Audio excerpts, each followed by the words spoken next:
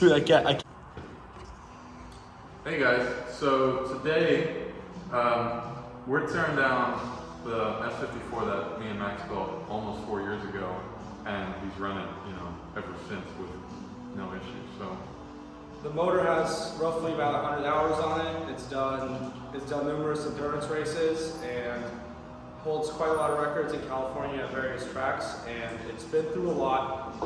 It's had a failed crankshaft that actually split in half after the first year. And that's why you don't weld your crankshafts. That's why you don't weld your crankshafts. I had the shop weld a crank that was cracked, and it seemed to have failed exactly on their welding point. So we no longer recommend that to anyone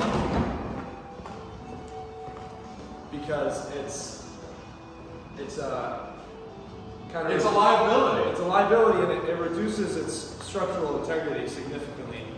As you can see, it just split completely in half, and it actually continued to run like that, which kind of says a lot about how balanced and smooth the bottom end of these motors are. Yeah. So we're just going to start by tearing it apart and kind of here and there talking about the motor and kind of some cool aspects of it that some of you may not know about them. But I guess without further ado, let's get going. Let's get cracking.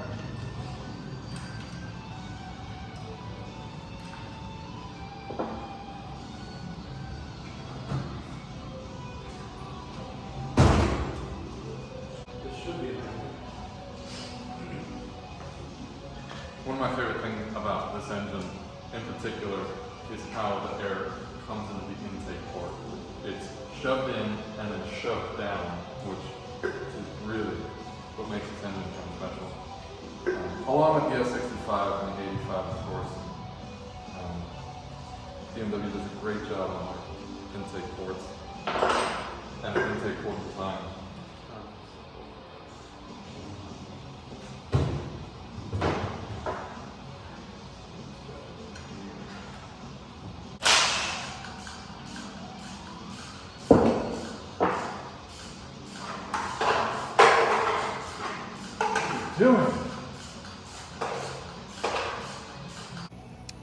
So this is what I was talking about. So we have our throttle bodies and our butterflies, and take a look down deep into the port, and as you see against the head, Max, bring it down just a bit.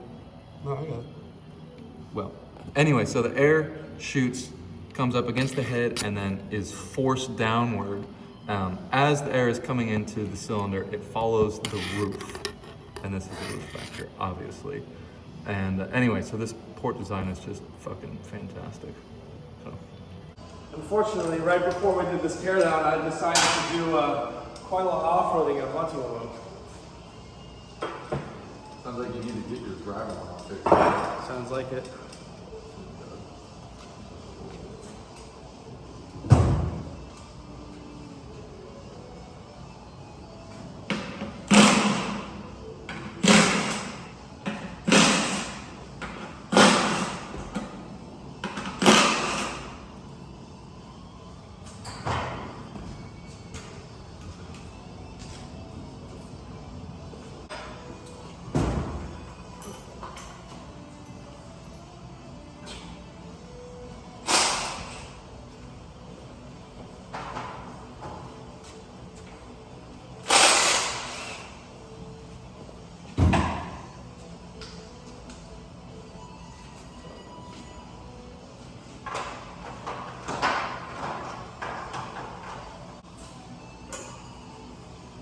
What is this thing, 6/13? Or is it 5? What?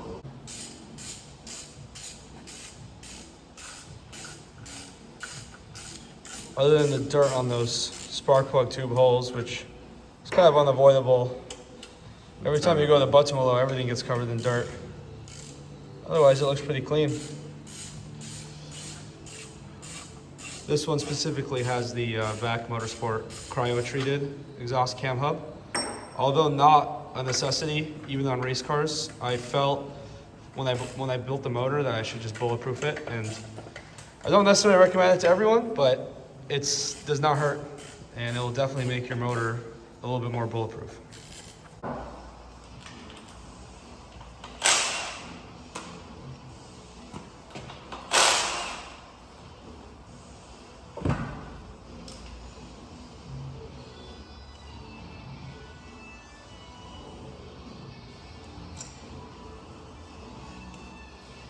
This motor has the Bimworld Vanos line. I recommend it to every single rebuild we do, especially if the factory line is already seeping. There's no reason not to upgrade to this updated crimped line. It's only about 50 bucks, I believe, and it's definitely worth it to not have that extra leaking issue.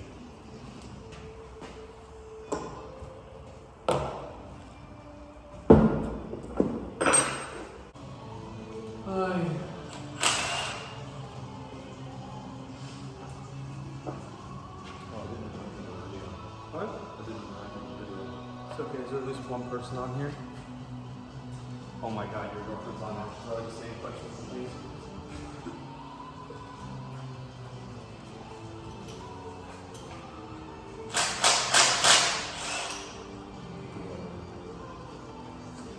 Stole my job.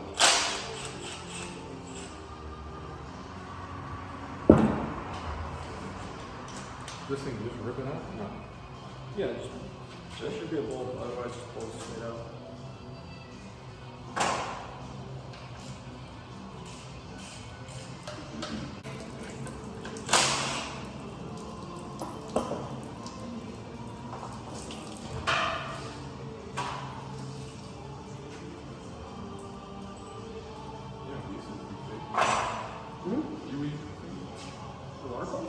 You can. There's nothing wrong with it. No point in there either. Oh my god.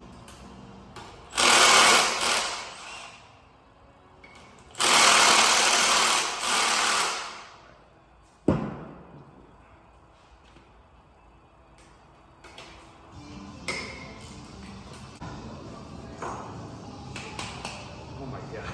So much dirt coming out.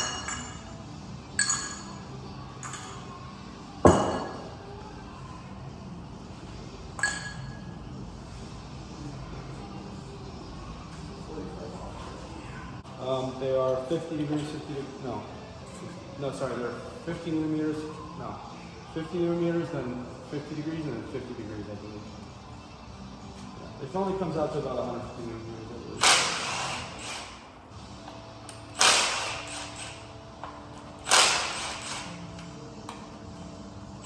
You're going to catch there somewhere. Was it just gonna fall off? Mm-hmm.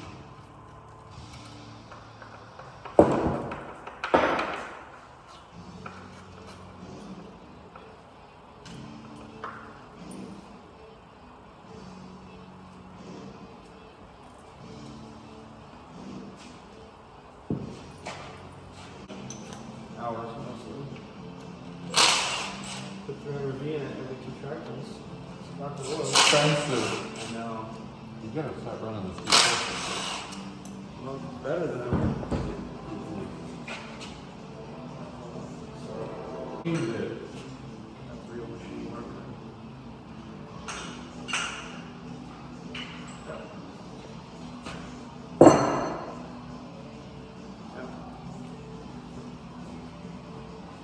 So What, the bolt snap? So the bolts, the heads fail. I broke these loose, that's why they're loose. Yeah. But the heads will snap on these, Mm-hmm. and I've seen most of them fail. Well, you'll see it when we pull them off, but the bolts actually hold the stationary gear to the actual cam. Those heads break off. Mm-hmm. So these are upgraded ones from, I think I got from Bison, but I believe that Upgraded bolt? BMW's an updated bolt. I believe BMW actually sells them. You can buy them directly from BMW now. Well, plus you can also just use a better quality bolt, which is probably Right, I believe anyway.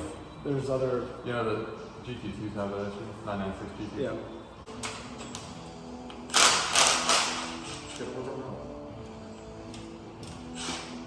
Speaking of valves, you know where it is?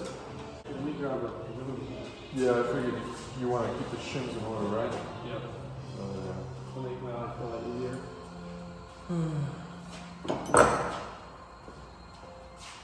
Do you have a magnet? Is this a magnet?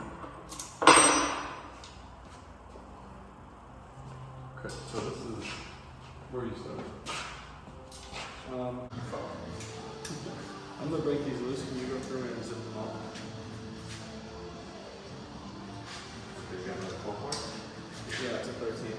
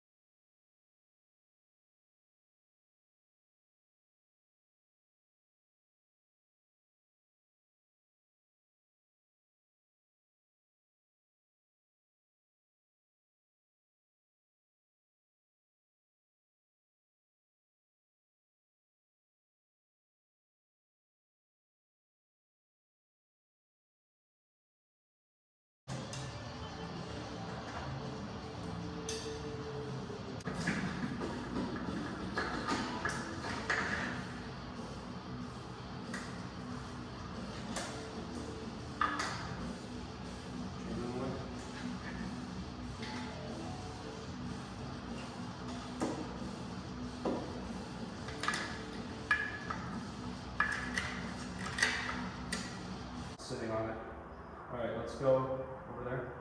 Let's go front facing the electrical. Yep.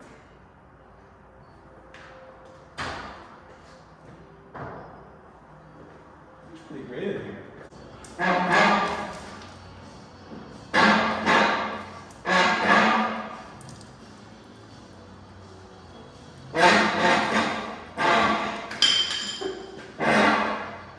Being attacked by everything.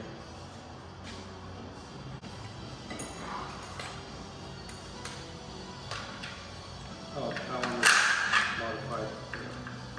Kind of cover strip.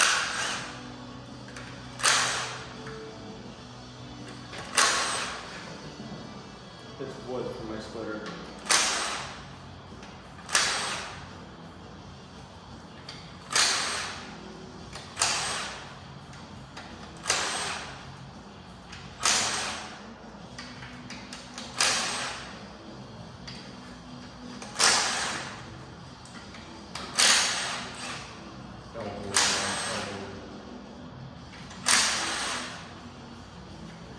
We have to do those later because they're hard to reach from to get these strips.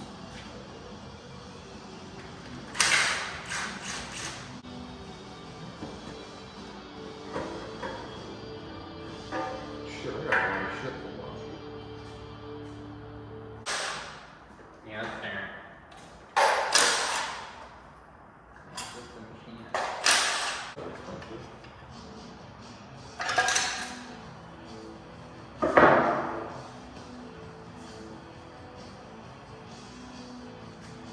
So you look special out.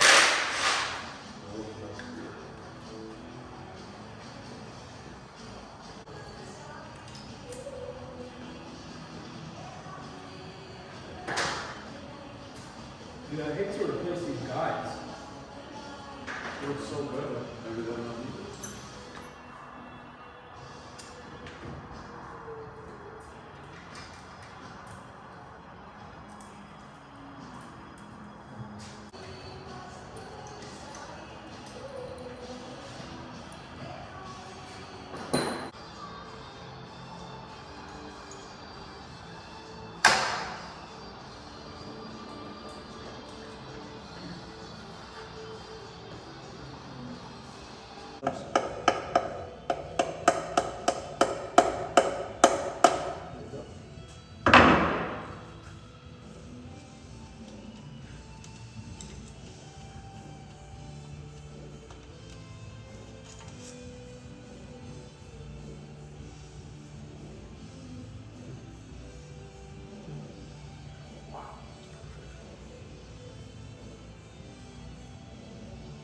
It's like just about time to do. Is it? Not really, but This thing could take long, but let me see if I can get that on here. So this is about, I'd say, 80 to 90 hours on the motor on these bearings. About a season and a half, maybe 2 full seasons of racing. We use King bearings, and it goes to show they're a quality product, and especially if you polish the crankshaft and do everything right, you make your bearings last a long time. there's more load on this bearing with the new one. Well, It's just, but it looks, they look kind of identical. it looks okay. But as the piston is forced down, more load is put onto this side. Right. This is on the turn side of the load. 6 usually has the most carnage from my experience.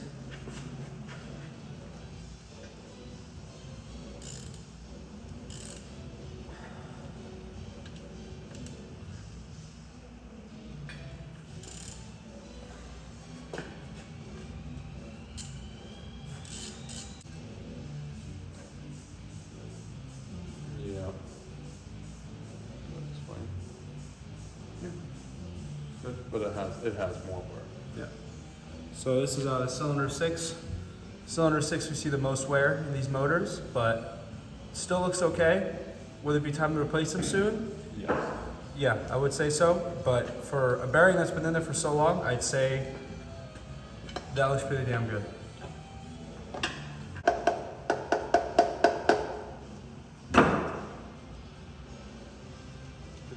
5, you have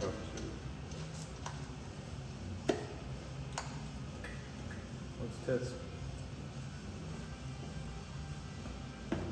Cylinder 2. Looks good as well.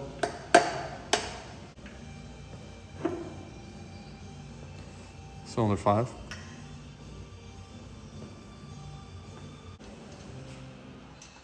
Cylinder 3.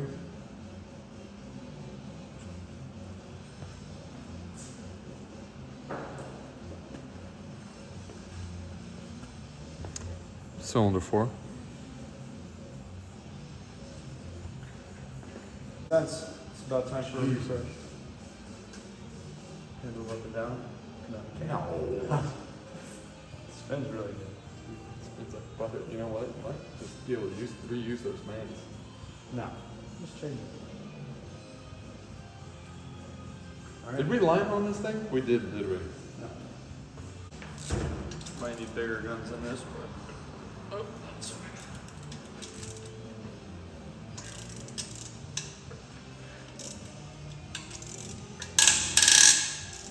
That's fine. What an interesting order you're going in. Dude, it's scientific. Yeah, you got the floors. Not the precious floors.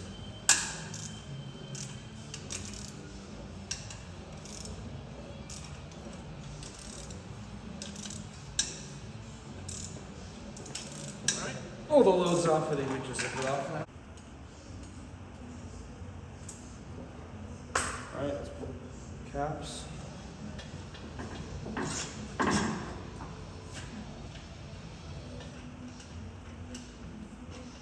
Thrust bearing doesn't have any bad wear on it, which is great. Here's our thrust bearing. Looks pretty solid. So, alright, let me grab another one of these. Main number 1. Do this every day. Main number 2. At some point, something went through it, actually. Yeah. Cylinder number 3. Main number 3. Main number 3. Excuse my vocabulary. Excuse me, your fucking French.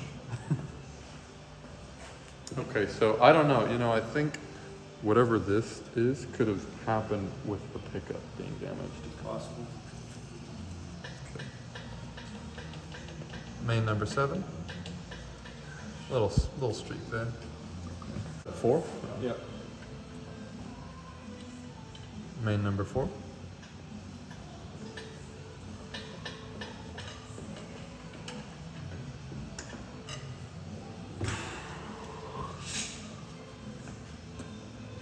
Probably the most worn looking one, actually.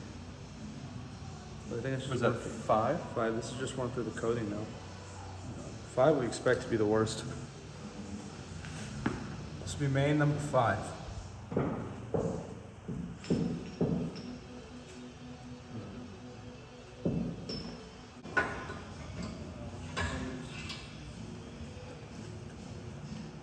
You got it.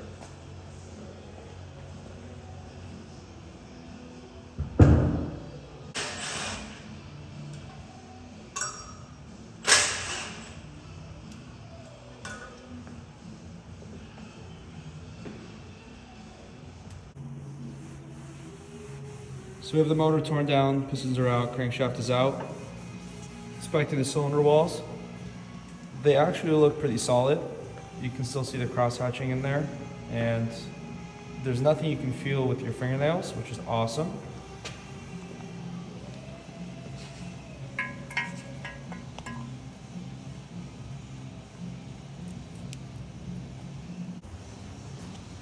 I'll have to measure the clearance. Crankshaft looks great. No unusual marring and nothing you can feel with your fingernails either. Looks very smooth. It's going to get a polish most likely regardless, just because it's usually the right thing to do.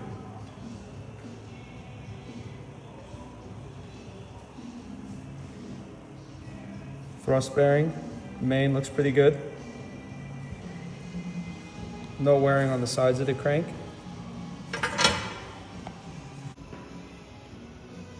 Bearings are in overall good condition considering the amount of use they saw. Overall, we're very happy with our results. This is, like we said, the first motor that Magnus and I have ever built, and it was about 4 years ago, maybe 5 years ago. The wear we saw is excellent considering the engine hours, and we're very happy that on our first attempt we did great, and we've learned a lot since then. So there's been a lot of improvements that we found here and there to make our assembly process a lot smoother, and to make sure that there are no engine failures, and that every single engine that we build and sell operates as smooth as possible. As we're doing this S54, we also happen to have this 1969 3.9 liter Lamborghini engine that we got. And we got this engine because it was smoking. So we put it on the dyno just next door to see if we could figure out what the fuck was going on. And we couldn't really figure out why. But anyway, as we're on the dyno, we did 1 pull, 2 pulls, 3 pulls, made 320 horsepower. And on that 3rd pull, it started puking the head gasket. So we had to tear it apart anyway, at least.